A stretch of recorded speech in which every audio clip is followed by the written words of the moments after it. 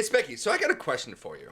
Are you into Yeah, what's up? farming? Do you like tractors? Are you a big fan of like harvesting crops, maybe corn, some carrots? How about farm animals? Do you like chickens or sheep? Well, don't have a cow, man, because today in our first game that we take a deep dive into for Bros Tinted Glasses, let's put them on. We're playing some Simpsons Hit and Run. And I mean, I know that was a bit of a trip, but the rest of the episode is going to be SMART smart.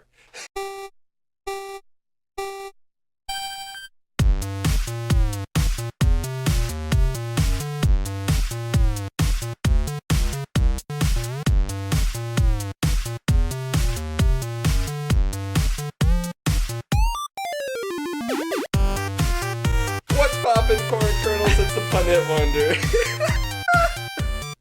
And my lovely co-host. Hi, I'm Spectre. How's it going? Welcome to our podcast. Starting off with the best intro ever. Welcome on in, guys. If you don't know who we are, the pun hit wonder, he's Spectre, and we are the Bros Tinted Glasses. Now, for our first actual episode, it's gonna be a little bit of a fun ride, but I got a bunch of facts, a bunch of stats, a bunch of fun stuff about the game we're playing today, which is The Simpsons Hit and Run. And we're going to be talking about it, discussing some stuff, having some lovely conversation. And at the end, we're going to give it a nice old rating. And, well, if you guys should play it, pick it up. I mean, I wouldn't say emulate it, but, you got to do what you got to do. If you got to, get some Fuck booty. corporate America. Emulate your shit. Pirate that.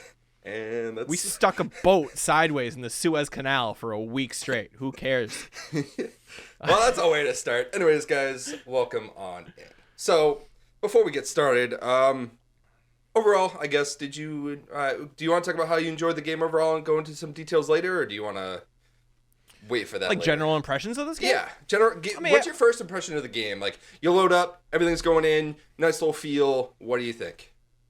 I think it's cute. I didn't understand that there was going to be... I mean, I guess there was freedom, but, like, the fact that, like, Simpsons is just such like a classic like TV show and franchise to like actually jump into the world and kind of have free exploration is cool. And also beating the shit out of Ned Flanders is hilarious. I didn't understand how much I could just like break his kneecaps Tanya Harding style and just like enjoy my time. Also, you can run people over. Yeah. Yeah, awesome. Didn't expect that. Well, I ran a lot of people over. I know if you guys didn't see it, there was a bit of a YouTube compilation that we did on our YouTube channel. You can see a bit more of the funny moments, a bit more of our bad driving skills, and him talking about Kate commentary and me kicking children in a schoolyard. So whatever you're into. I smashed the hell out of trees. I had a running joke in my stream chat that I was basically my driving skills were equatable to Austin Powers in The Spy Who Shagged Me. Anyways, we're going to get a bit more into the details of this game. So, the first edition of this game released on September 16, 2003. It was released on the GameCube, the PS2, the Xbox, and Microsoft Windows. Myself, I played on the PS2. He played it on the GameCube. Now, there's two things that I noticed while kind of editing stuff is that your loading screens are very short compared to mine. I waited a good... Really? 15 to 30 seconds for some of those loading screens. You, maybe 5 to 10. Anything about the loading screens you want to talk about real quick? Not really, because I mean, to be perfectly honest, they were like quick as hell. Like I just like pressed A to continue. I didn't really notice them too much. Yeah, I noticed that while editing your stuff. I was like, loading screens not that bad, but for me, like, there was a couple of times where I looked at my watch. I'm like, really? This is getting a little, I mean, we're not used to loading screens anyway. I mean, I guess it depends on the games you're playing now, but like loading screens aren't really a big thing nowadays. And I know cartridges... dominance, baby. Yeah, I mean, cartridges tend to have a lot of loading times. Well, no, cartridges don't really have a whole lot of load times.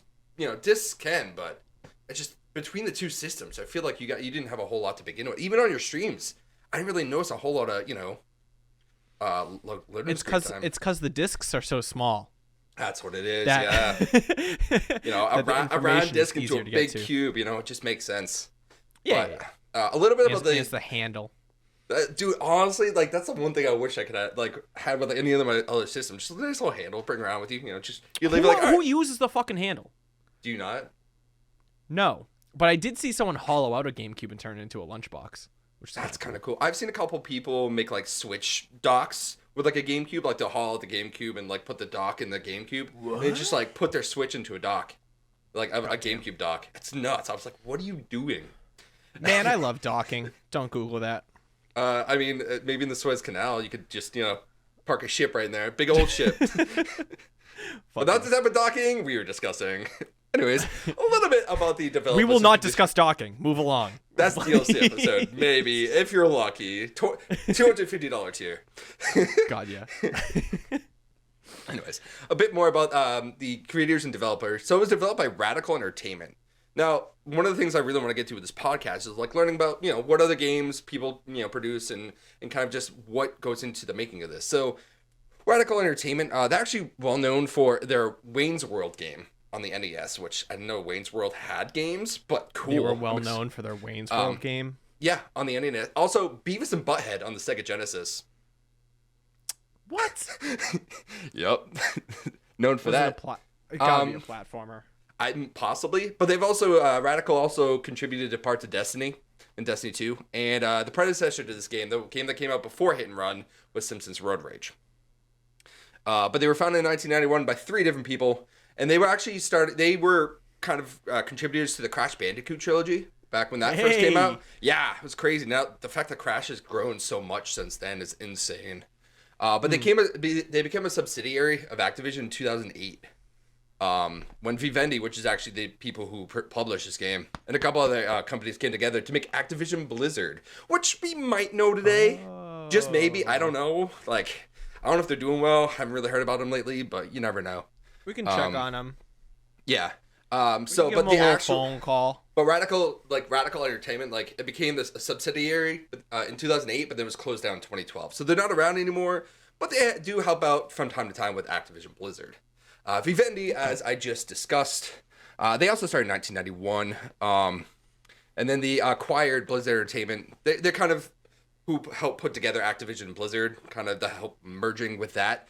But they're known for the early 2000s Barbies game. Any of the Barbie games that you know? Yeah, Vivendi published them. Let's see, the Lord of the Rings games. They're known for the Spyro series. Yo, Lord of the Rings. Yeah, those games fucked. Those games were sick, dude. And then also Vivendi also has the copyright to some Universal products such as Ice Age and Aragon. If you know any of those lovely products. Sick. Yeah, the Aragon game I heard was just 10 out of 10. Absolute blast. Go back and enjoy Aragon. I know, right? The Dragon book movie. I'm glad that era's gone for sure. Yeah. Okay. I saw that movie in theaters. It really? sucked. I haven't seen it at all. It was dick. Really? I never saw it. It wasn't worth the popcorn I bought. Mm-mm. It's just like, whatever. Oh, it's a dragon, and like he's my best friend, and like now. Basically, Aragon was the predecessor to How to Train Your Dragon 1, 2, and 3. I guess is the third one. I've only seen the first one, so. How to Train Your Dragon's a great series. Really? Like I said, I've only seen the first one. It was pretty good from when I saw it, but it's a great movie. Yeah. So like I said, I play in the PS2, you play in the GameCube, but this game was actually on the platinum tier list for PlayStation and GameCube. So like this sold over 1 million copies for each system it was a part of.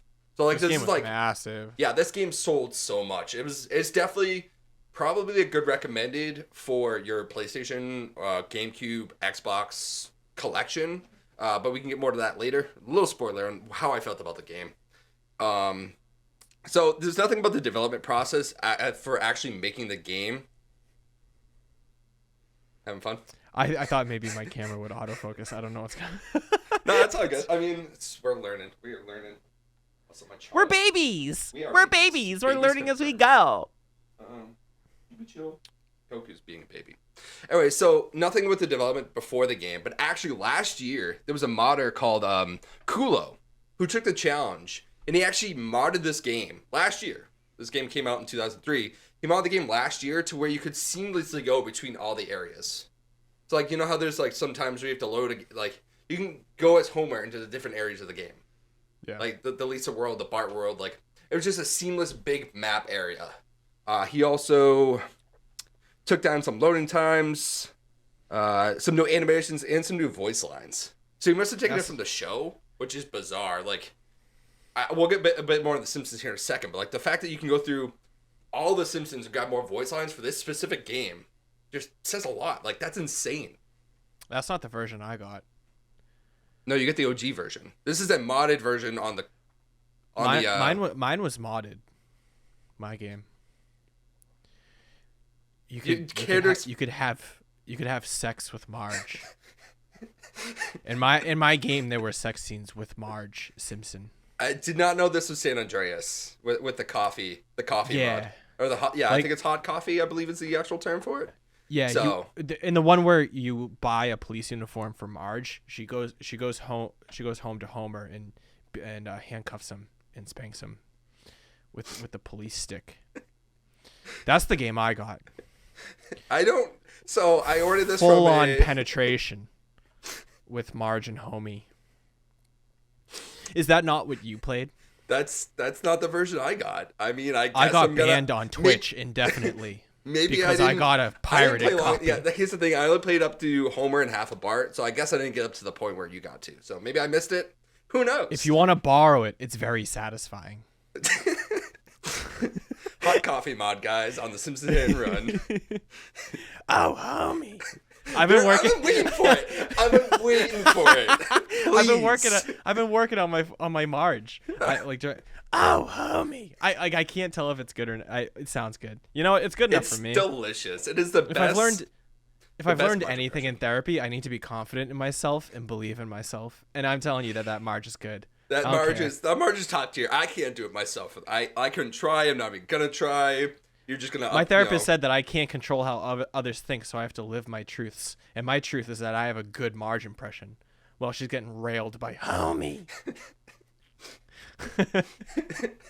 You know, I don't even know how to come back from that. I can't.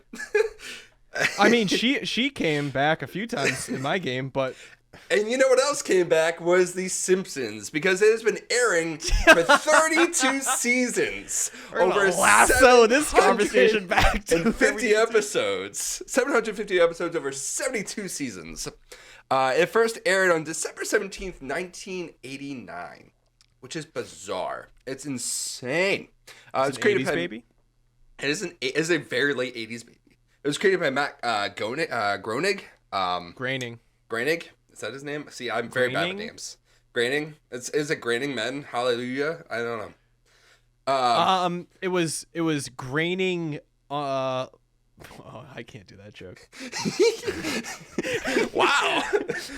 Mark that guy. First time he actually censored himself. Props to you, Specky. Props to you. It's a good censor, but I know how to pronounce Matt Groening's name because there was a little. Guess which Simpsons creator was in Epstein's Little Black Book?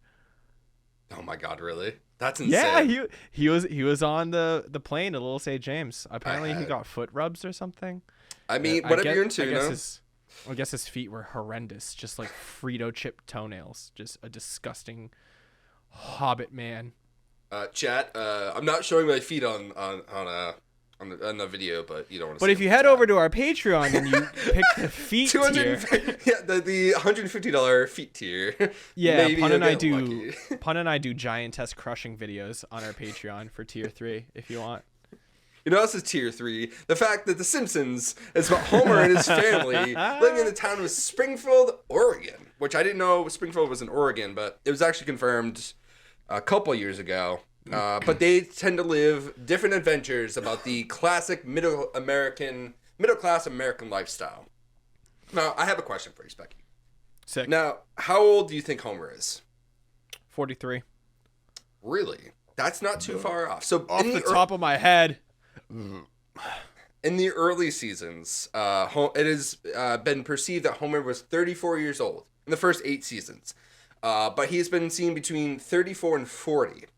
But his age is not grown, and it's kind of, iffy depending on certain episodes, certain, eras. But I love being right!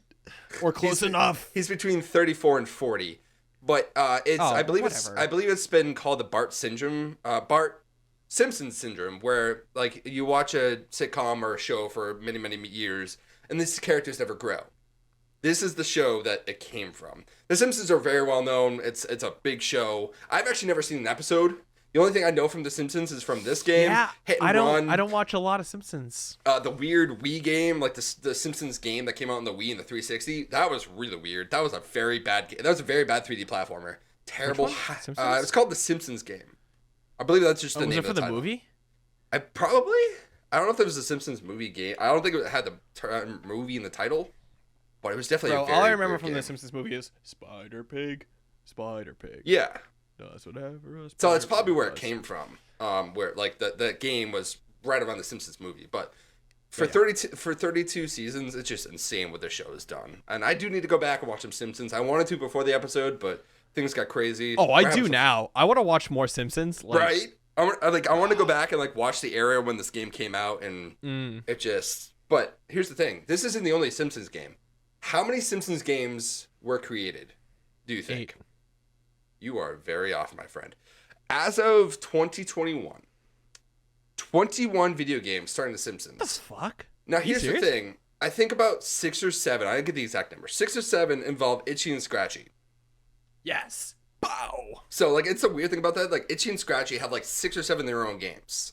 But then, overall, but they're within the Simpsons umbrella. Yeah. And probably the most famous Simpsons game that you can think of, and hopefully you've played this, is the Simpsons arcade game. No. Do you know what I'm discussing? Do you know what this is? No. You've never been to a bowling alley? You've never been to anywhere where they have arcade machines? Nothing. Shut the fuck up. Yes, I have. I've been to. You've never seen the Simpsons arcade game. It is a side-scrolling beat-em-up game. Probably, am I like imagining things? Am I? No, like, you need to look this up right now. Yeah, look this up right now. The Simpsons arcade game probably took a lot of my quarters personally, but I know in 1991 it was known as the 11th best arcade game of the year, and I know it's probably in the top echelon of arcade games when it comes to like games that actually take quarters. You know, you got like certain pinball games, you got like Time Crisis, you have Pun, how much money do you have? Why do you ask? How much is an arcade machine right now? $4,000. I know, we could probably spend that. Or $167 for 24 months of PayPal credit. Gotta love PayPal. No, I mean, I'm sure we could just find, you know. It's The Simpsons 4-player arcade game machine works great. That's the title of it. That's the best kind of title right there. It just works great. It works great. I mean, that's all we need to do is it works great. I have not played this game. Really? The guy in the picture for this, it says for sale $2,500, but then he's listing like there's a price tag on it. Who is this guy? The fuck? Anyways, this game probably is in the upper echelon of arcade games. You need to check it out. But it's a side-scrolling beat 'em up. I know there's like maybe 7 or 8 levels. You can play as like Homer, Marge. Marge has a vacuum cleaner they can I'm looking at it. Hit people with. Lisa and Bart. Like I said, I played a lot as a kid. I remember going to the bowling alley near me and just quarters whenever I wasn't bowling terribly. So $3,000. definitely recommend checking that out if you get the chance. Probably the best Simpsons game, but this is definitely in the top tier because it was like the Simpsons wrestling, the Simpsons skateboarding, like I said, the Itchy and Scratchy weird games, the Simpsons. This is gonna happen when we get a streaming house. Yeah, no, I'm definitely down to check that out. We're gonna get an arcade room. I'm down for that. But we need your help on the Patreon if you want to. I mean, don't feel the need to, but it's there. Oh, yeah, we have 30,000 patrons already, so if you want to join the club. I don't know. That might be considered false advertisement. I don't think we can actually speak about that. 30,000! We have 30,000. Anyways, let's get actually into the game. They are now all that my mom on different accounts. She calls it my monthly allowance. Props to Specky's mom. Yeah, just kidding. But let's get into the actual plot of the game that we played for this episode. So the citizens of Springfield are growing suspicious over the sudden appearance of mysterious black vans and video cameras throughout the town. Where did they come from? Who's behind it all? Where did they go? Where did they come from? Cotton Eye Joe. And what's all the buzz about the new and improved Buzz Cola? Take turns playing as Homer, Bart, Marge, Lisa, and Apu throughout various levels and missions as you work to unravel the strange mystery plaguing Springfield. This game, it can be described as a 3D puzzle, 3D action platformer where you can run. You actually have a can't couple hide. of attacks. Yeah, you can't. Well, I mean, you can, but there's really no point because there's no like stealth missions. But so it says single hit attack here in the description that I wrote. But I realized like you can kick, and you can also like butt bump, or as I call it, teabag. So if you double jump and then attack, Is that like the ground pound? You can, yeah, ground pound. I guess that's butt bump, ground pound. You know, Mario, woohoo, type thing. So, woohoo, woohoo. But you know what can be wahooing is some Buzz Cola. Feel free to buy some today. Probably, I don't know if it's in stores, but you can probably find some. But it's just beer. This is an open world sandbox style game. There's mainly the main missions that you got going on, but there are a couple side missions, whether it's racing. You do have one bonus quest, a world where you can get a separate vehicle. Like for the first mission, you can get the Cletus or Clay, his weird like The redneck- Cletus. Cletus's red hillbilly truck. Cletus. And there's also like just the open world that you can go and explore. You can pick up coins. You have like little action, like interaction things where you press triangle or is it Y? What button? Like when you went into the little like Ned Flanders' backyard and you were interacting with the weird. I think it's Y. Is it Y? Okay, I think so, I don't know a GameCube controller. I need to actually pick up one of these and play with one. But you have little interaction things. You want to collect coins so they can unlock outfits and trucks or vehicles. You can get Moo Moo Homer, dude. You can get Moo Moo Homer. I actually went with Underwear Homer because I think that's my favorite. But each character, like I said, the 5 characters, they all have different outfits. They all have different cars they can purchase. Each cars have different stats, whether it's fast, whether they can take damage. Because a lot of this game is driving. Whether it is just driving around from part to part, taking down people with hitting them, smashing their vehicles, or racing. So, did you do any of the races at all? Yeah, they sucked, dude. Like the races sucked. Are you talking about like the circuit ones? Where like it's like the side missions? I did. I needed extra cash and then I lost. So I like did a mission where I was like, you know what, I need money. And it was like, wager? 35 coins? Didn't understand. I hit yes and I lost. And I lost money. They are ruthless. Those races are ruthless. Really? I don't know what happens. They put 2 sideshow cars at the back that don't do much, but then the first car is different than the rest of them, and somehow he just has a full tank of NOS, and he'll just kick your ass. That was my experience with the racing. How was yours? Because it sucked. I didn't race this time around when playing. I know you played several more times since the recording. I actually haven't done that. It's a fun game, but like the second I need to race someone, all of a sudden they're like Speedy Gonzalez and they're off to the races and they assault you. I was assaulted as a man in the streets. They would just like I was driving my little normal car and I was assaulted by Smithers rounding a corner. What kind of baboonery is that? I mean, he's really good with his pit maneuvers, you know? Yeah, what the hell? He's driving like a purple DeVille, and he's just like slamming me into curbs. Like, what the hell is your problem, Smithers? God damn. Did you find any of those orange cards floating around? Yeah, found a few. Okay. So there are 7 itchy and scratchy cards per level. If you collect all of those in a level, you unlock a bonus game. What the bonus games are, I do not know. I did not do enough research for that. I do want to go back and collect that, but I think it's like I know one of them is like an isometric like racing game. Like there's a whole map and like you have like the Mario Party games like from back in the day, the big head on a little car and you got to like drive around. I know there's one of them like that. Big head, little arms. Big head, a little car, vroom vroom. That type of deal. Stuart Little Ass. Yeah, it is an isometric racer. You can race against AI or your friends. If you have friends that want to play on your PS2 or GameCube today. Maybe back in the day, in 2003, but I don't know if you're going to find people. Also, stay socially distanced. And these controllers do not have 6-foot wiring, so just don't do it. Mine does. Really? You have a 6-foot wire in your GameCube controller? It's an officially licensed GameCube controller, and like this is the cord. For you audio listeners, he is just playing with his cord. I'm still going. He's wow, that is a long cord. I'm standing at I think okay, if I'm basically 6 feet, so take this here.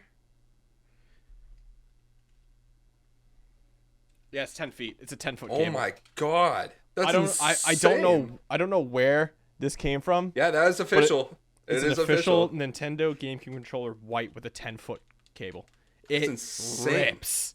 That's how I can stream with my GameCube over here. Huh. Awesome. I bought these when I had an apartment because you could like set the Wii up by the TV and like have enough room. Good to know. I do need to pick up a GameCube controller at some point in time in my career.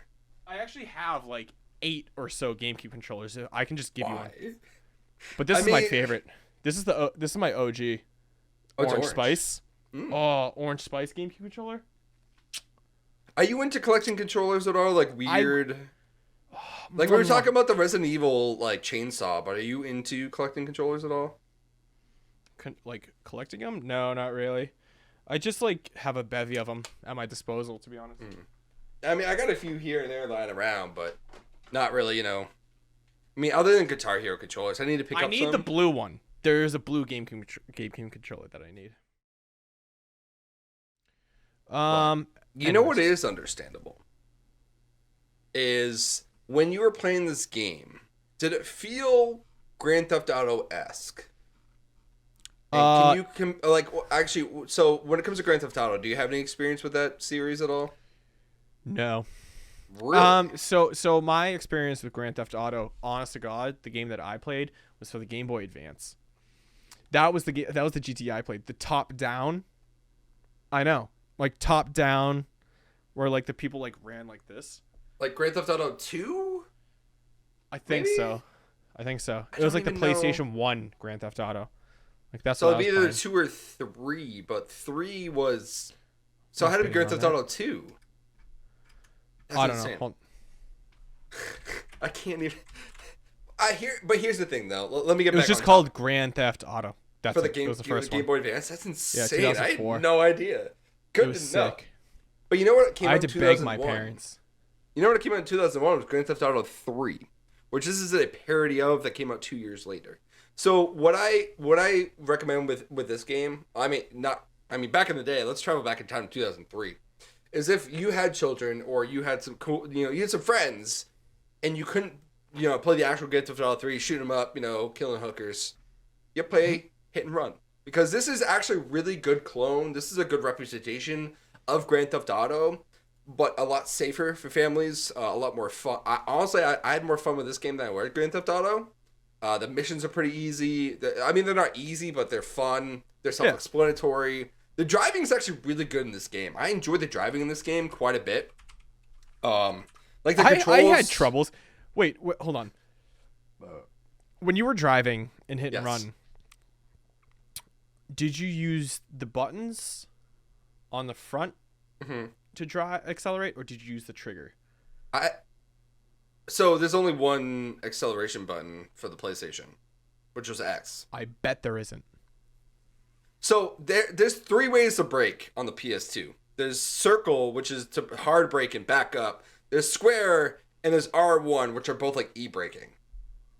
And then R2 and L2 are camera controls. I played around with it a little bit. On the GameCube, you could do A to accelerate, and then the R trigger to accelerate. Really? That's baloney. So comfortable. And chat, this is why I want us playing different versions of the game. So goddamn comfortable. And with different controllers, because like there's different experiences. Like I said, like circle was to hard brake and reverse. Like I had to keep telling myself, all right, I need to reverse, I need to press circle. I need a brake, I can do either R1 or square. Like I had to keep telling myself that a couple times. There was just so many buttons for it. And there's also no way to change your layout either, which is fine. I mean, I get it, but just like, give me something to work with. But no, I wanted to mention, like, I never had Grand Theft Auto as a kid. I had some friends that had it, but I had this game. And honestly, this was a really good substitute for Grand Theft Auto. So if you have kids today that enjoy The Simpsons for whatever reason, pick them up this game. Or if you enjoyed Grand Theft Auto and you want a new taste, maybe this game. But we'll get into our ratings later. One of my favorite things about this game is that, like, when you hijack a car, you don't drive. The person that had the car is driving and you're sitting in the passenger seat. Yeah, like they're giving you a ride.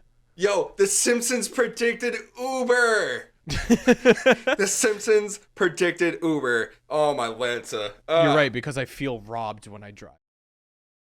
Talk about the music and the sound experience they have with this game. What'd you think of like the audio, the voice lines, just everything in general when it comes to the audio experience? Bro, the music got stuck in my head. Really?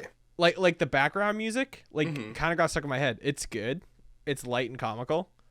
Voice lines, I kind of felt during some of the missions like kind of got a little repetitive. Like there's one where you're supposed to pick up the fish for the fisherman. Okay. And Lisa says something that's like, "I'm gonna fry you up with a side of tartar sauce," and it's like, God. If Guys, I have to hear that after the seventh fish, Mickey Mouse made a surprise appearance in this game. Eat my dick. Like, I'm good at impressions. I can do like whatever.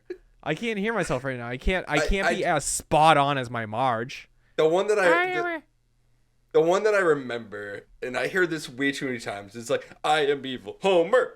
I am evil Homer." And I'm like, dude, you just hit a kid. Like, I mean, I guess it's Hell evil, yeah. but, you know, it's just like, the one thing I really can appreciate from this game audio-wise is, I know in the first, I don't know if it happened in later levels, but in the first level, playing as Homer, there was a tuba or trombone in the background. Did you ever hear that at all? Not that I remember. Oh, yeah, go back and at least just walk around with Homer for a bit. There's like, there was just little tunes and stuff you heard, but like there's a light trombone, light tuba, very low brass instrument. And like, they would just walk around. There's one part where they were playing like the Simpsons theme with just that instrument. Like, it was just small little sounds here and there that I was like, I can really appreciate this. I never noticed it before playing it as a kid, but like playing it now, like I was listening, I'm like, this is really cool. This is a fun experience. Like, it added a nice little touch to it. Well, it got me to chuckle a few times, but I just didn't know if you had noticed that at all. But like the music is really good. No, I didn't notice the tuba, to be perfectly honest. I was just curious. And the sound effects, everything was good. I mean, I thought the game sounded really nice. Game was good. Game did sound nice. The composers and the soundtrack of this game, there's really nothing notable about any of the composers other than the Jeff Tim Schmuck is his name. He worked on Doubles. What'd you just say? Tim Schmuck. What? Time Schmuck. Spell it. Tymoschuk. Timoshuk? Maybe. Timoshuk? You know what? You're right. Fuck that name. That guy sucks. Well, not exactly, because he did work on 007 Nightfire. Yo! I know that. Nightfire? I knew that would pop you, so I had to add it in my notes. Timo Shuck, what a beautiful man. Free from criticism. You've done nothing wrong. You're the best boy. Moving from audio to visual, tell me about how you felt with this game looking. Like, how did you feel about the look of this game? So, like, the thing is, like, it's an old game, 2003. We're going to be playing old games, so you got to get used to it. You know, like. But as far as, like, graphics are concerned, it's in a style that's, like, good enough, and it's cartoony, where you can get away with less details. Mm-hmm. So, I mean, like, it holds up. Like, I think the graphics are good. I think they've kind of, like, you know, it can be a little timeless, because, like, it looks like the Simpsons, plays like the Simpsons, and, like, that kind of doesn't get lost with time, to be honest. Okay. No, I was just I mean, the one thing that I got iffy about was the actual cutscenes. Like, you had times you were talking to characters, but the actual cutscenes, like, they were trying to make it 3D, which I understand. This is the era. This is the era of 3D. We're like, Mario 64 came out in 97. You have all the the crazy platformers between 97 and like 2005. So this is right in the middle of like a 3D platformer, 3D action platformer. Just the 3D cutscenes were just like I got a little upset by them. It was a little cringy. It really took you out of like the graphic style of what they have for the game, which I understand it happens all the time, but just there was a disconnect. Just enough to where I was just like, what is going on with this? Like, just like Bart with the mechanical T-Rex or whatever. Yeah, that looks super weird, man. I remember that. I haven't seen it since, like, as a kid, but like I remember that scene. I'm just like, what is this? Like, it doesn't look good. It's some weird like CGI stuff. You know, it just keep it out of your games. You know, 18 years later, keep it out of your games. But everything else, otherwise, like everything else outside of those cutscenes, really enjoyed it. Looks nice, crisp. The colors are. It's a really colorful game. Nothing really like, you know, even the browns look kind of colorful. The black, you know, nothing's really dark in this game, which made it nice. Even in the nuclear plant in the first level, like it's supposed to be dark. It felt nice and cheery, which is cool. I mean, you know, overall the game looks colorful, other than the weird 3D scenes, at least for that. Yeah, they did a good job. So I'm going to talk about a couple of reviews of this game. Overall, positive responses that I've seen. It was generally favorable. This got the Nickelodeon's Kids' Choice Award for the fave, not favorite, fave video game in 2004. Metacritic right now gives it a 79, between 79 and 82 out of 100, whether you have the GameCube or the PS2 version. I think the GameCube has a higher one because of less loading times. Game Informer gave it an 8.5 out of 10, and the IGN gave it an 8 out of 10. So, just a little retrospective of what other people thought of it. Generally, pretty good. Like I said, I don't disagree with that at all. Pretty reviews. Yeah, no, I mean that's pretty good. I mean, it's sold over 1 million, you know, over 3 million copies. So, you know, something like that, it's gonna do pretty good. So, I know you never played this game as a kid, so I want to get back into my Milo experiences. I didn't pick this up day one, but I do remember picking this up because I talked to my parents like. A little bit. I mean, this is a nostalgia podcast. So I'm going to have some games where I play, some of the games that you played, and some games we both, sometimes we never did. So, but I remember asking my parents, I'm like, hey, Grand Theft Auto. And they're like, no. I'm like, crap. Fine. So, you know, we somehow picked up this game. I don't think my parents have ever watched an episode of The Simpsons. We've never watched it together. But for some reason, we picked up this game. I think I think Blockbuster was still around back in the day. So we rented it. I really enjoyed it, and I was like, all right, let's pick up this game. We did. And I know I talked to my brother Little Pun about this quite a bit, and I want him to come over and play it at some point in time and give me his thoughts on playing it today. And I really enjoyed playing this game as a kid. Like, Grand Theft Auto still gives me anxiety playing just because of, like, the amount of death and the amount of destruction that you can have. It's kind of iffy. Right. I'm not the biggest fan of this. But, like, this game, you don't really feel that. Like, yeah, you can go around hitting kids and trees and you can kick. You dedicated 2 minutes to beating the shit out of every kid in the playground. I watched the video. And you can kick a stripper, which I'm cool, you know. Like, there's some GTA okay, hold on, stop. I love that, like, during the video, I saw you beating the shit out of this person, and you just kept calling them a stripper, and the only inclination that you had that they were in the occupation of pleasuring people was the fact that they had knee-high boots. The only thing they had going for them was that they had calf knee-high boots. It looked like they had some fishnets, okay, going up a little higher. They didn't. I can promise you this. I don't even have to check the film. I will bet the house that I don't own that if we go back, there's zero fishnets. Wow, you're really putting some money down. Whew. You are Mandela affecting this quote-unquote prostitute. Check out our Twitters. You will see the final review of this bet of whether they're going to house they doesn't own. I think you just have something against boots. Boots trigger you into some, like, degrading atmosphere. I mean, they might be waiting for walking, and that's just what they'll do. But no, I just, like, for some reason, I thought you were going to finish. I thought you were going to finish singing. Yeah, I didn't want to. No. First of all, I'm not going to sing. I'm going to put the line in. You know, I'm not going to be a puss about don't make me sing. Don't make me sing. I'm not going to be a puss in boots, all right? That's just me. I don't know what the Shrek I'm talking about at this point. We're talking about The Simpsons. But no, I really enjoyed playing this game. Like I said, my neighbors had, you know, San Andreas and 3, and I was like, guys, Simpsons hit and run. And I actually had Simpsons Road Rage. I know I've talked about the game quite a bit, but it's actually a really fun Crazy Taxi skin with The Simpsons on it. I don't know if we'll do an episode on it. Maybe I'll stream it at some point. I don't know if I have the game. If not, I need to pick it up. Yeah. But if anything, we can like do like a little DLC episode because we've already talked about The Simpsons quite a bit. I don't want to dedicate another episode to The Simpsons, but we can do a little like, you know, tag along episode. Because like that, like I said, that's really good. The Simpsons arcade game's really good. You know, recommend check that out too. I can't wait till we have a streamer house where we buy arcade games. Dude, right? Tell me about it. Manifest into the universe. That's the secret. Patreons. But no, like I said, I remember playing this game a lot as a kid, and like that's why I wanted to recommend this as like a first game for us, because it was going to be a really good game for us to play. I was hoping you were going to enjoy it and you could have good things to talk about it. And so I was like, hey, let's do this for episode 1. We both mentioned TAC, which is going to be our episode 3. But I was like, this is a really good first one. This is a good, a good conversation topic. Often running with a crowd pleaser. You know, there's a lot of stuff we can talk about with the Simpsons.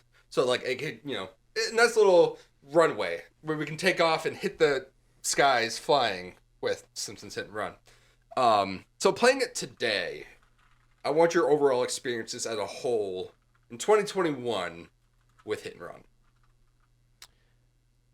This game is very worth going back to be perfectly honest. Tell me a little bit more here. Kind of curious. I just think like, like a lot of games like overcomplicate things.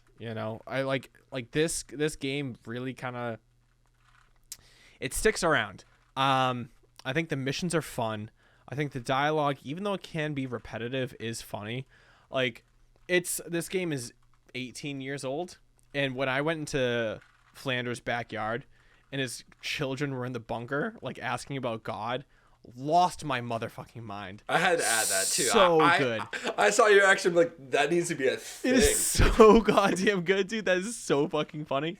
Like, and that's the thing. Like, even though this game is like almost 2 decades old, like, it still hits home, and it is very funny. And the worlds are nice. You gotta give credit for like a 2003 game on like the GameCube to have like this kind of open world exploration and the kind of world manipulation where you can just like steal everyone's car and kind of like, like kind of play the game you want to, so to speak. It's nice. I mean, it's obviously lacking in some fleshed out areas, so to speak, but like this game was fun. I was not bored. Like, it is a good Well, you game went back and streamed it on 2 more occasions after I did. your 2 initial recordings. Yeah. It's good. And one thing I noticed with the worlds, like, they're big and they have a decent amount of detail, but they're not too big. They're not overbearingly big. Like, there's enough to have everything, and like about each world, like at the end of World 1, you have to like basically race from one part of the world to the other. I'm sure it's like that for every other world too, where you have to go like from one part of the, basically race around the map, and it doesn't feel like it takes all that long, and which was nice. Like you can explore the whole world to have fun, but it's not going to take you 2 hours. There was a certain point in the game where like it told me, there wasn't any arrows or objective. It was like, you got to go here and like buy this, and like kind of like let you go, and like that's kind of like when the game opened up for me a little bit, where it was like, all right, now you're exploring and now you're kind of on your own. And like, I got lost, had no idea where the hell I was going, and within 5 minutes I was at the objective. Like, it is not overwhelming. Like, the world is so nice in a way that like it's big and you can explore, but like drive around long enough and you'll get to where you need to. The one thing I noticed with that is like, if you don't know what the stores are to buy outfits, that can be a little iffy. Yeah. I noticed that with you in the second world with Bart and stuff. Like Yep. Like I didn't know where to go either. I think you also got stuck with Lisa too, trying to figure out where the closed store on stream. I remember that. And I was like, it's just like there's no markers for it, at least on a big map or like an open world map type deal. But yeah, the maps aren't too big. We're like, oh, I need something. But at the same time, you're like, I don't know what buildings I could go into unless like the weird blue glowy thingy around the doors. Yeah. Which is a nice indicator. Like it's pretty, you can see it's spot on. The first time you pass up Pooh's Market, you're like, all right, I can go in that door. I know what doors I can go into, or even like the Simpsons house, like the big blue highlight around the door. You're like, okay, I can go in here. That's cool. I can make that work. As we're gonna roll back in here, as we're gonna, our next mission, our next encounter is to go through and rate the different parts of this game. We can do either from 1 to 5, 1 to 10. This is our first actual time rating. Whoa, I was Disney's Frozen for a second. Whoa. I'm not anymore. You can keep going. Well, I'm gonna make sure we give it enough time where we can edit that out. But anyways, you know what else is, or else we can move on forward with rating this game. Whether we do, Or I can keep going Anna and Anna and Anna, you know, that's just whatever you're into. You're stretching it pretty thin, bud. You thin ice. I mean, we can say that, but either way, Sven and I now. would mute you.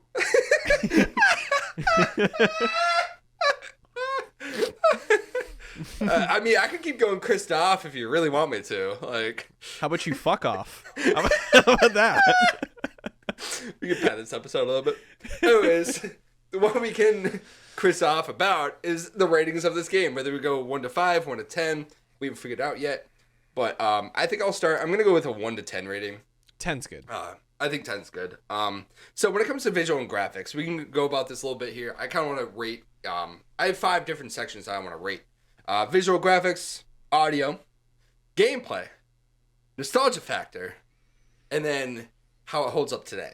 So those are like the big 5 that I kind of want to rate. We're going to keep track of this. We'll figure out a way to present this out into the world. Maybe a nice little graphic, but we'll figure that out later. And I'll keep track of what you and I both present here.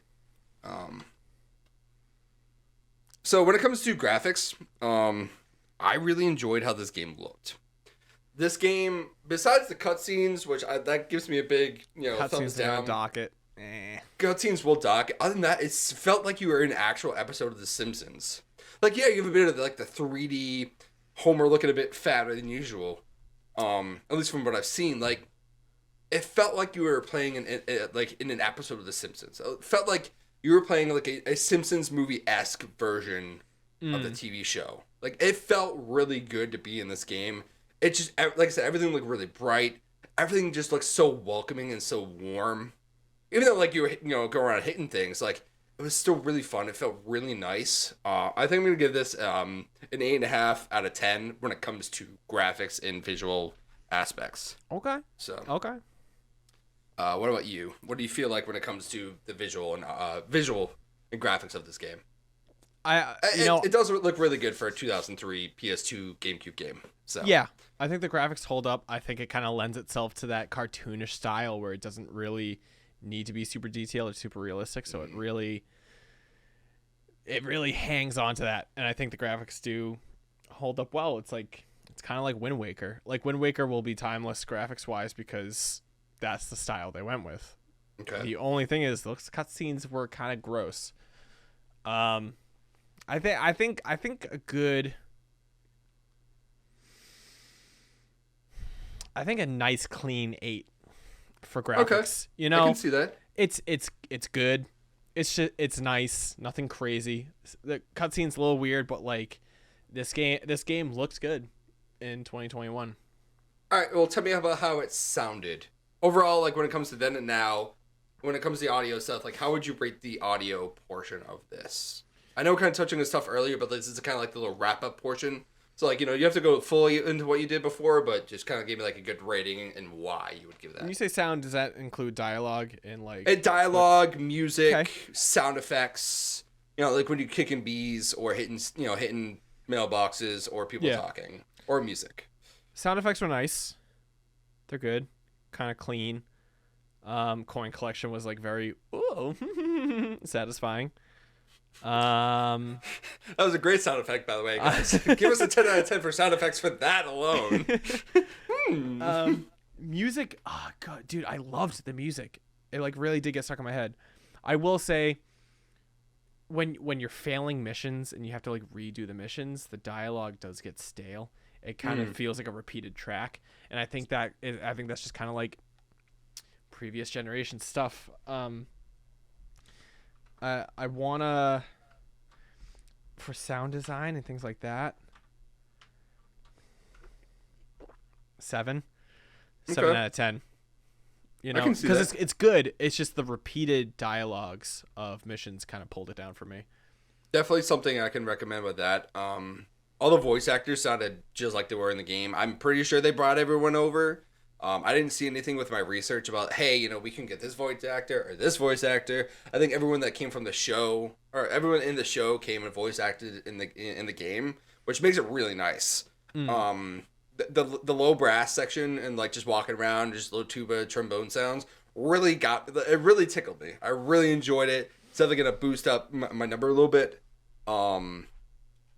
The quips and the voice lines that they have, yeah, they're not enough, but I don't think this is a game where you can spend like 4 hours playing it in one session. You'll be like, hey, I'm gonna play this for half hour, 45 minutes before I gotta go, down for dinner, and mom and dad are gonna argue about me eating my vegetables, probably. So, I'm gonna give this. I'm gonna stick with it. I'm gonna give this an 8 out of 10. Like I said, the voice. No, I really like the sound, and the music was really good too. Like, it wasn't overbearing either. It was catchy, and it was a little repetitive, but the catchiness really got me. So I really did enjoy this game when it comes to that. Let me make the next section real quick. As we go into gameplay, I'll give my thoughts on this real quick. I gotta make this proper next time. When it comes to gameplay, kind of felt laggy for me. I don't know if you felt the same way. I don't know if it was my copy. My PlayStation's fine. I've played a bunch of games on that. It felt laggy to me. In what way? The actual, like, I feel like the excuse me. Whew. Give me a second. Take all the time you need. Come back when you're refreshed. Why don't you crack a nice cold can of Sprite? Patreon, apologize. I stuttered real hard. It was kind of ugly. Yeah, no, that was bad. The irony of you stuttering while you're talking about lag is not lost on me. No, that's the sad part. It hurt. I just want to talk about the lag for a second, please. I don't really stutter all that often either, but like my thoughts were going a million miles a minute, and like my mouth was trying to catch up. It was just, it was like your racing experience in this game. Man. I don't know about you, but for me, my game was just very lagging, man. You're buffering like a 2008 YouTube video, dude. Oh my god, that was good. Anyways. Quick, watch! This kid bit Charlie's finger. Candy Mountain, Charlie, Candy Mountain. Yeah, our second podcast is gonna be retro memes. Oh, big time. I mean, we gotta bring the listeners in. So, an hour-long episode about us talking about this one kid with skeleton face makeup liking turtles. I mean, was it Spoon Fingers? The Spoony Fingers dude? Salad Fingers? Salad Fingers, thank you. Can't remember. Never experienced Salad Fingers. Oh, don't. Salad Fingers was a very like alternative, edgy kid kind of thing. Like weird. Like, oh, you're dressed in black and white pinstripes because you listen to the new My Chemical Romance. I don't really care about Salad Fingers. Leave me alone. You know what I do care about? Let's talk about the gameplay of this game. It did feel laggy. Laggy. The double jump. I don't know if you experienced that. Like, I feel like with the double jump, sometimes like I had to mash my X button a few times with the double jump. So it felt laggy to me. The actual gameplay itself, like I said, the missions were really fun. The side missions were fun. Just going around exploring was a great time. There's enough coins to keep you exploring. Enough cool interactions where you press the triangle button or the Y button. You're like, hey, this is funny. This is fun. Haha. Weird Simpsons references. The lagging did get to me. The driving felt really smooth. I know each vehicle had its own pros and cons, but just the overall driving experience felt smooth, which was nice. I was strictly a handbrake guy. I don't know about you. Yeah, no, I mean, same. It felt, yeah. I mean, you had to, which made it nice. You had to get good scrub at the end of the day. Yeah. For gameplay though, like I said, the lag really got to me. I'm gonna give this one a 7 when it comes to gameplay. The lag really, I felt it just enough. But no, overall, I mean, I had fun with it. Just the lag got me a bit. So. Yeah, gameplay as far as like feel and mechanics, for me the driving was so squirrely. Like it was difficult for me to like turn and keep like my accelerator, like whatever, which is like handbrakey. But I felt like driving was a bit challenging. I was constantly swerving. I did have issues with the double jump. I know in the power plant, I don't know if you were going through my first playthrough enough, but like there was one part where I kept trying to double jump onto this thing and it wouldn't register, and it like was wicked annoying. Oh, on the weird like blowing platform thing? Yeah. Also, I will say this, like, I don't know if this involves gameplay, But those missions where it's like you gotta buy clothes, and it's like now I have to explore the world and find all these coins and boxes and bees. That kind of sucked. I mean, Okay. maybe that's missions and stuff instead of like gameplay mechanics. But No, I mean that could be considered gameplay, at least for me. Like, what you actually have to do to play the game and continue on with the game. I think the platforming was fine-ish. Driving was a little sketchy, and then there were issues with the double jump. I would say wasn't good, wasn't bad. I would say down the middle 5. Oh wow. Didn't think you go that low, but like I can see that. As I mean, like you can consider that low, but it's down. It's down the middle. Wasn't great. Wasn't horrible. It's just there was some good. There was some bad. It just kind of, and like the registration for car hits, dude. Like your car would get slammed. Like there were times where I'd hit something and my car would spin around like completely, and it's like that shouldn't happen. And like some of the NPC cars would like swerve in front of me. It's like, are you trying to get out of my way, or are you just trying to like fuck me over? So okay, I can just see that. Not good, not bad. 5. Just All right, so I want you to put yourself into a time machine. Just you're in 2003. Rate this game. Like, you're back in 2003. Think of like, Straight up? Put yourself in your 2003 self. Like, all right, if I were to play this game in 2003, how would I, give me a rating of your 2003 Spectre? I don't want to know what he's like, but I can only imagine. Spectre, 10 years old, 5th grade Spectre. 5th grade Spectre. Oh, dude. We're gonna age ourselves here, chat. You're welcome. Dude, I was a hair away from eating crayons. That's how psycho I was. All right, so crayon eating Spectre. I was just unhinged, dude. Okay. If I bought this game in 2003 and I played it,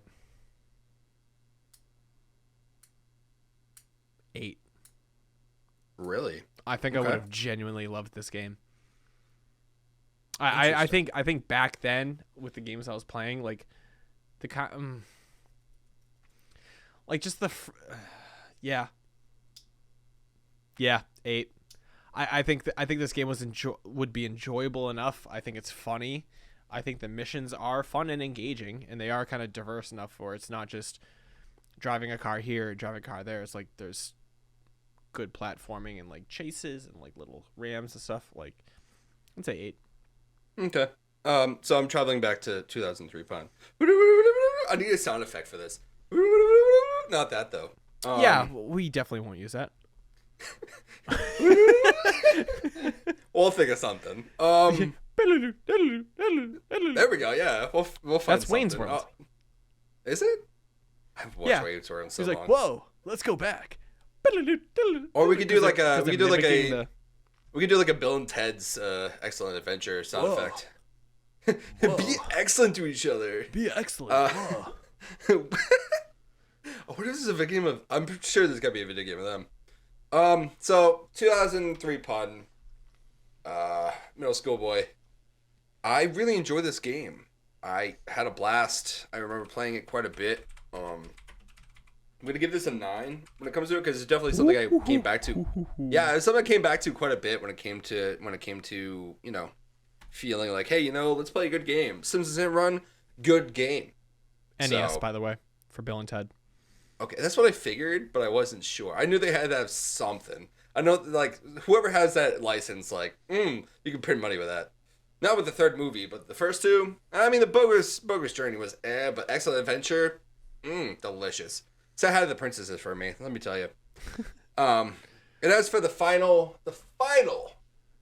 category of our rating system, how it holds up today, I will go first with that. I think it holds up decently. I feel like going back and experiencing this with all the games that we've played between now and then, I feel like it can hold up decent. Like I said, the lagging kind of feels iffy. The driving isn't the best in the world, but the fact that it's not overbearing with the missions, there's not like 13,000 side quests. Oh, there's not a million sides. Million collectibles. They were there if you needed it. Yeah, like you go and you go and collect coins if you need them. You have the option to go and get all the vehicles, all the costumes, all the cards for the bonus game, but it's not necessary for you to beat the game. It was a nice kind of relaxing experience that had some good chuckles. The humor was fun when it wasn't repetitive. I honestly for today I'll give this a 8.5. I can stick with that and be proud with that. Okay. That's definitely what I feel with that. So, how's the hold up today, Specky? As far as like a today game, Yeah. All right. So you're taking the time machine back from 2003 to 2021. You're here right now. What's your rating with this game? I'm thinking of it as if I'm recommending this game to someone else. Like, how would I rate this game to someone else to if get them you to play it? wanted to? I'm thinking 7. You know, it's a good 7.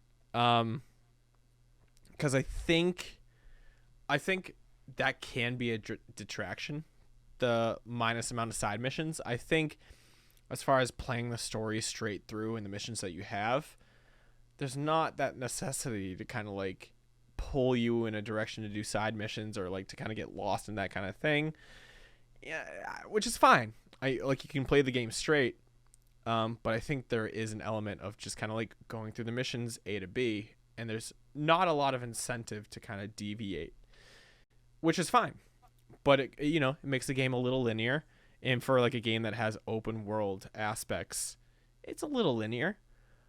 That being said, the missions that you have and the game that you're playing through is fun and it is enjoyable.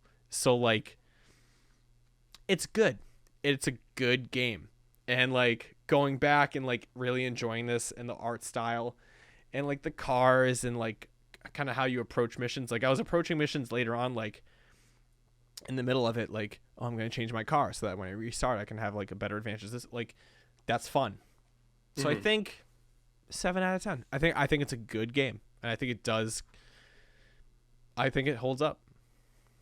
Okay, it's a game worth going back to. You know, it's a nice little breather from everything that we have today, with just how much, like, how big and how like expansive games are today. You can just be like, hey, world. Every game's open world. Every game has a bajillion, trillion things to collect.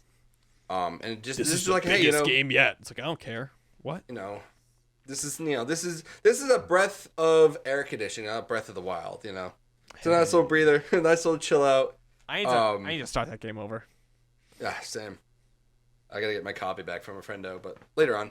The final topic, or the final conversation piece of the format of which I have written up is we can combine this in 2 parts. So, any final thoughts of this game in general, and would you recommend this in 2021? Final thoughts. I wish I did experience this game when I was a kid. I don't know about you, but like everyone around me. Are you feeling 22? That doesn't warrant a response. He's gonna give you a T-Swift kick in the ass. Silent treatment for you. Disgusting. But like this game was probably the most talked about game of my childhood. Like in the time, I like everyone I knew played it. Everyone I knew owned it, was talking about it, stuff like that. So like, for me to dive back in and play this game for the first time by myself, it was like, wow, okay, I can understand like why my childhood like was so obsessed with this game. So it's like very nice to kind of like slip in to that like mentality of like, I can see what my friends were talking about back then, which was nice. Oh wow. So would you recommend this in 2021 then? I would. I think this game is definitely worth checking out again. I think it's loose enough, light enough where you can just have a good time with it. It is a very like fun game to kind of get lost in, and like I mean, when I streamed it, I was up until 2 a.m. playing it. It's funny, it's engaging. Like it's definitely worth another shot. Okay. Yeah, it's cheap. The copies are cheap online if you don't emulate. Yeah, I mean, this is definitely something you don't need to break the bank for. I think with the PlayStation version, I spent 40 on, and then for yours, I spent like 15 on. So, it just depends on where you find it. You know, if you get lucky, a lot of these games you're gonna have to get lucky to find it at a decent price. Next week's game, not the case at all. But we'll talk about emulating the shit out of this game. I am not looking for this game. You. I don't blame. We'll talk about that at the end of the episode, though. Final thoughts with this game. I think I had as much fun now that I did with it back then. I didn't feel pressured at all. I could just go and run around. I did that for a good bit of like my gameplay. Like at the beginning, I was like, "Fuck it, I'm gonna go and just walk around, enjoy the world." You know, I went on, I interacted with some stuff. I went and like I heard some of the dialogue from the random NPCs. You know, like I know it's a bad day for an average NPC player. You know, like that one guy and or that one lady. This is a strange place, or something like that. Yeah. Very meta. It was just like I had fun with it. This was a good time. I tried to go into it with an empty mind, but just as soon as I saw the bees and as soon as I saw like go talk to Marge, it was just a great time. And I'm definitely gonna go back. I want to play more of this. I want to finish it. I'm definitely gonna finish it. I definitely want to see you do that. The finish is really fun. I remember beating it a couple times, but like I remember the first world a lot, the second world quite a bit. And once I get to like Lisa's world, I don't remember playing with the Pooh a whole lot. But like Bart's world, like the second world, I was not the biggest fan of. Just the layout did not tickle my fancy. What was Bart's? I had like the middle town. I had like the stadium, the highway, the weird like town hall part. Yeah, with the fat guy and the green car. You know, I didn't like the layout of that map, but you know, it just overall I would recommend this. Give it a try, give it a look. But at the end of the day, I had fun with it. I'm glad you had fun with it. This was a good first episode to have, a good first game to play for a first episode, and both of us agree. If you got the chance, pick this game up, take a look at it, and it's a good walk down memory lane of what games were like back in the day. Besides Rare, because Rare screwed up the 3D platformer, but we'll talk about that with a couple of Rare games that I have ideas for. But that is the end of our first episode. That is the end of our review of Simpsons Hit and Run. I think we've talked about this game, Mr. Camera. Thank you. We talked more about this game than I feel like anybody has in a while. So hopefully you guys enjoyed this. Please let us know what you think of this, whether it's on my social media platforms, Twitter at the Punny Wonder, Twitch TV/PunnyWonder. All the links down below. I have an Instagram. I don't use it much. I have a Discord. I know he just made one. Spectre, do you want to plug all of your jazz that you're in? So basically, the two things that you need to know about me, actually, let's make it three. First of all, subscribe to us on YouTube, Bros Into Glasses. 2, follow me on Twitter. It's right there, SPEKTE and 3 R's. And then follow me on Twitch. Just take 1 R away, SPEKTERR. And then for the podcast, he mentioned on YouTube, Bros Into Glasses. We're on Spotify right now, and hopefully Apple by the time this episode drops. So feel free to check all those. I know you have a Discord that you've just created. I have my Discord. Feel free to drop all that. All the links will be down below in the description. And ladies and gentlemen, make sure if you think we're funny, become a patron. $5 a month. You get an extra episode. So you get 2 extra episodes a month. You get everything early, every single week, unedited. So all the random stuff that you didn't hear. If you're a patron, you're gonna hear all of it. And some of the stuff could be kind of spicy. That picture again. Oh my god, not the picture. Not the picture. Oh my Lanza. If you want to understand what the picture's about, $5 a month, you can listen to the DLC episode where it's just unhinged bullshit. Ladies, gents, bros of all ages, feel free. Take off those Bros Into Glasses. And until next time, I'm the Pundit Wonder. He's Spectre. Stay chill, my friends. We'll catch you later.